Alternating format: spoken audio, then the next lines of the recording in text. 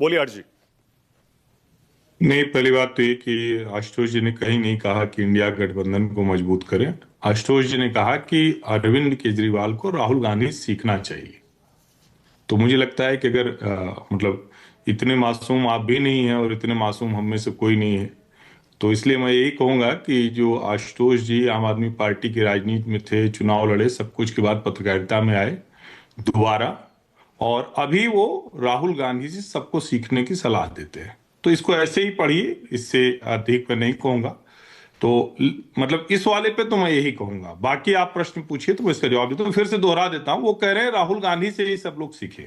ये सब नहीं, उन्होंने केजरीवाल के लिए कहा है, वैसे तो मुझे नहीं पता वो नहीं नहीं, बाकी लोगों को आपने सीखने के लिए आपने कह रहे हैं। सुना नहीं, उन्होंने कहा विपक्ष में अकेले नेता है हाँ राहुल गांधी जो हाँ मुद्दों पर। तो हाँ वो जो कह रहे हैं बड़ी स्पष्टता से कह रहे हैं, फिर भी आपको सुनाई क्यों हाँ, नहीं नहीं दे नहीं, रहा, मैं समझ ठीक है, नहीं पा सही है। रहा हाँ, हूँ। उन्होंने ये कहा कि विपक्ष में राहुल गांधी से सबको सीखना चाहिए।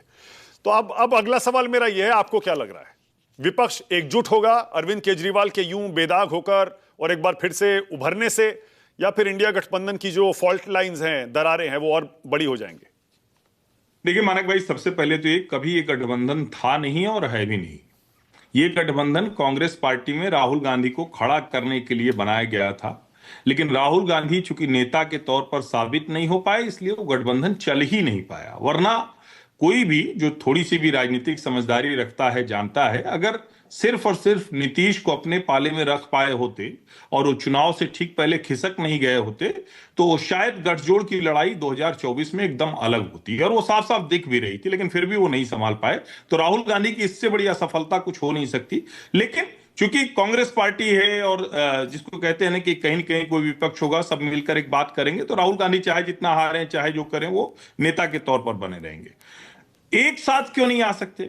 बड़ी सीधी सी बात है। सोचिए जरा, मैं तो समझ नहीं पा रहा हूं कि राहुल कांग्रेस की क्या रणनीति होती है। आप भी खुद सोच के, जितने लोग सुन रहे हैं, इस वक्त भारतीय जनता पार्टी को घेरने का स्वर्णिम अवसर था। विपक्षी एकता को साथ ले जाने का स्वर्णिम अवसर था। सब के सब अरविंद केजरीवाल, उसी अरविंद केजरीवाल की सीखियों वाली फोटो पर सोनिया और प्रियंका और राहुल सब साथ खड़े हो चुके थे रामलीला मैदान। चलो अभी लड़ गए थे। क्या करना था? पूरी फोर्स के साथ आते और कहते कि भारतीय जनता पार्टी ऐसे ही सबको फंसाती है। वो प्रश्न दूसरों के लिए छोड़ देते कि भाई ऐसी बेईमानी तो अरविंद जी तो पता नहीं कितनी बेईमानी की है, मूलतः बेईमान आदमी है। अरुण जेटली से माफी मांगे, नितिन गडकरी से माफी मांगे, सबसे झूठ बोल बोल के माफी मांगे ना। शीला जी उस तरह से नहीं ले जा पाई, उनको प्रणब मुखर्जी नहीं ले जा पाए, लेकिन जो जो ले